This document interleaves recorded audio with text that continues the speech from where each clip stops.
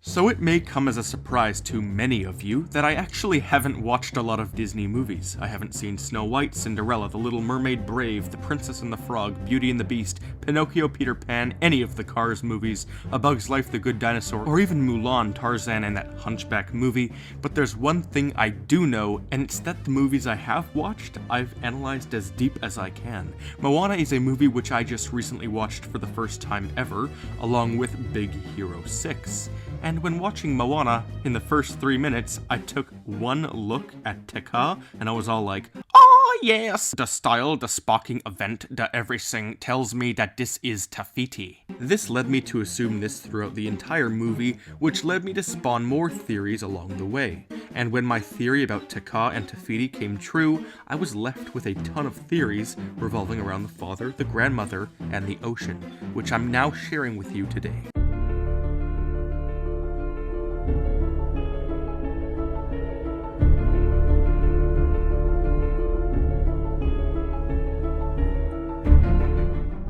Hello, I'm the Theorizer, and today, Moana, one of Disney's better movies in the recent years. My favorite character is the grandma, who I found to be hilariously bizarre in a supernatural sort of way, which is why I'm planning to theorize on her. This theory is one I came up with as I was watching the movie. If it's obvious to all of you, I don't know. If someone else also thought of this, I also don't know. But that won't restrict me from sharing my extremely interesting thoughts. So according to this movie, long ago after Green Girl became Lava Lady, the ocean set out to find someone worthy of returning this woman's heart, to bring love back to the goddess. Legends were told, and Moana's grandmother of course believes them. After all, she knows Maui stole Te Fiti's heart, and she knew all about how her ancestors stopped voyaging after that.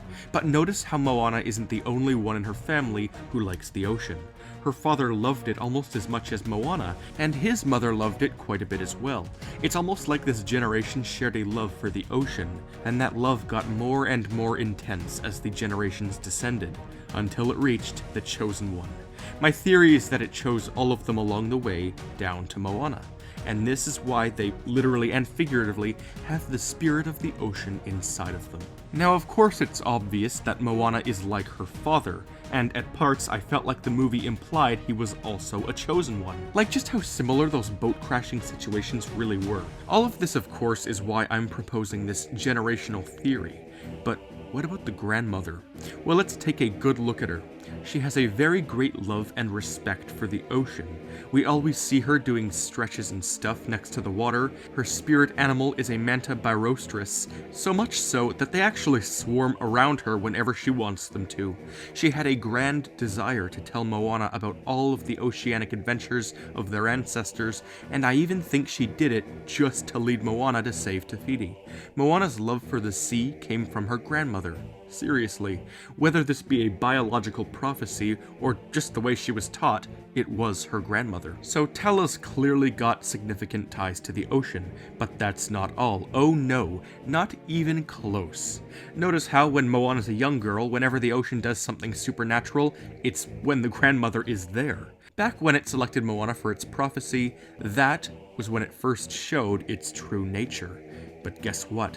We later learn that the grandma was there that day. She says so. She says that she watched the ocean choose Moana. She was probably hiding somewhere in the bushes, watching Moana, waiting for the ocean to strike after she told Moana the story of it. Later in the film, when the grandma reveals that she was there, the ocean acts up again. Again, with the grandma there. Not until the grandma dies does the ocean strike in Moana's presence alone. Even when Moana says that she thought the ocean was a dream, and then it splashes her, the grandma acts all casual, like she's experienced all this before.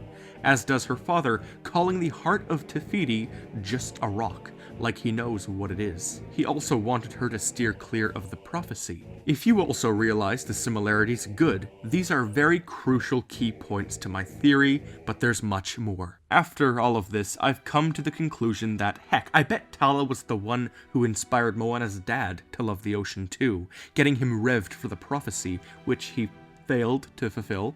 And here's a little mind blow for you. Remember how I just said that the ocean was supernatural in the presence of the grandma until Moana left? Well, it isn't because Moana left that the ocean respected her, it was because of the necklace. Yes, the strange one that Tala had, which just so happened to be fit for a little green rock. The heart. Almost like she once had the heart, and perhaps gave it to her son, who threw it away when he failed the trials. That would explain why it's just sitting there on the reef for all those years until Moana grabbed it. But what's so integral about this necklace? Well, my theory is that it's like a vessel of sorts, that the one who wears it powers the ocean. Think about it like this. The very first thing in all of the world was the big blue open sea. But then a goddess known as Te Fiti sprouted from the water and created green land. Sort of like how this necklace is a blue, sparkly, beautiful container which holds the small green piece. Just like how the vast blue ocean holds the green inside of it. The bearer of this necklace is the one who controls the tides. They make automatic friends with the ocean. This is why the father never succeeded. He couldn't control the sea without the necklace. Same for Moana, her first time out of the reef. She crashed and flopped and failed. Only later, when she took the proper boat with the proper necklace and the heart inside, did any of it miraculously work out. I bet that boat with the swirling sail was the grandma's. That's why she was so confident about Moana going in there to see her prophecy. She knew it would be the family boat that selected her.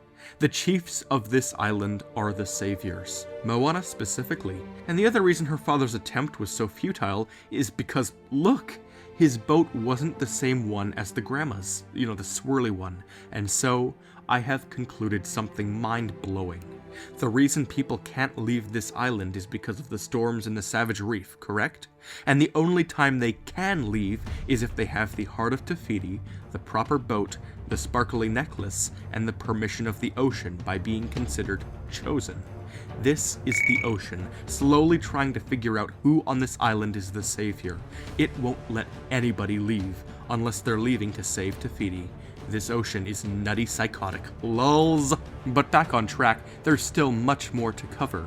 Remember when Moana felt like she couldn't save anyone? She threw the Heart of Te Fiti into the seabed, and then, suddenly, her grandma appeared to remind her who she was. This is the ocean. It brought in someone Moana's comfortable around, Tala, and convinced Moana to move on and complete the job. After all of this, I'm left with a single question. Why would the chief name his daughter Moana if he wanted her to stay on the island? Moana is defined as a body of open sea. So the chief is clearly quite self-conflictive, unless they all expected Moana to literally be the ocean, like she was in the end. And we can keep this generational thing going. Maui frequently acts like he has experience with the whole Heart of Te Fiti thing. He kept using sarcasm when he talked about how the ocean chose Moana. He acted as if he was another of the ocean's failed attempts. My theory is that he, of course, was the first person who the ocean wanted to return it. After all, Maui stole it to begin with. Ergo, the ocean would want to save all of life by getting the thief to return it. Life is powered by the heart. It's a key plot point. But is there any actual motivation in saving all of life? Why would the ocean care? Oh yes, because it has life. Yes, the reason the ocean has life at all, the reason it could move and act like a human, is because it held the heart for years. The heart was floating throughout the waters, and when Moana had it, she controlled the ocean.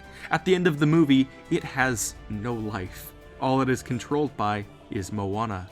Subconsciously, sure, but the blue necklace allows this.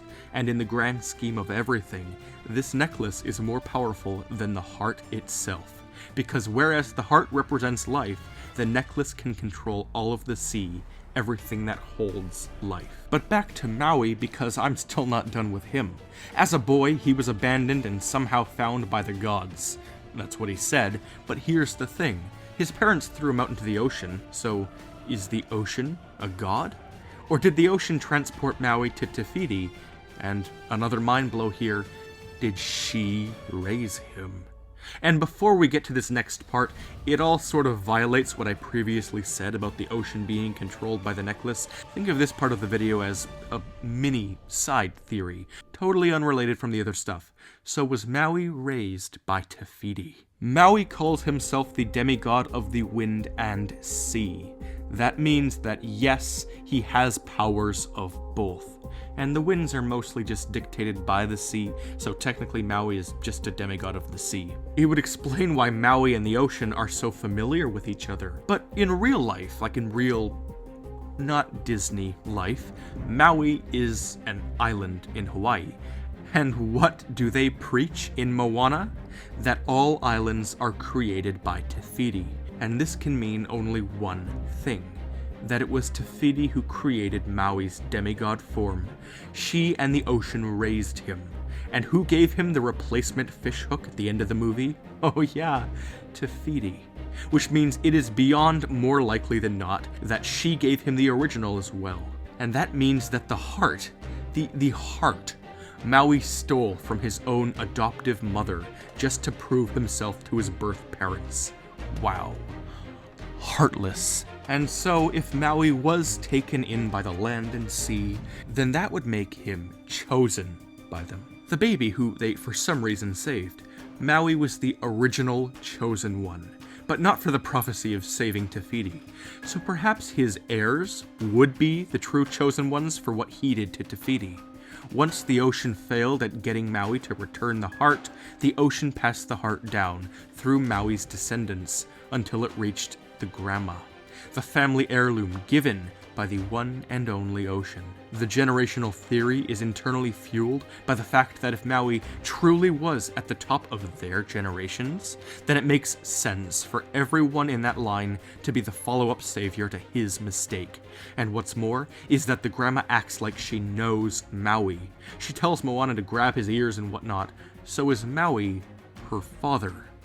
Timing nearly matches up for their ages, and oh, my theory's done. Now I'm done. So that last one right there doesn't have a whole lot of evidence, but it's really good to talk about. The main point of this video was the whole theory about the necklace and the ocean. And so holy crap, that was a hugely awesome theory and mini theory that were both extremely fun to make. More Disney type theories coming down the pipeline. See you really soon, and until then, I'm the Theorizer.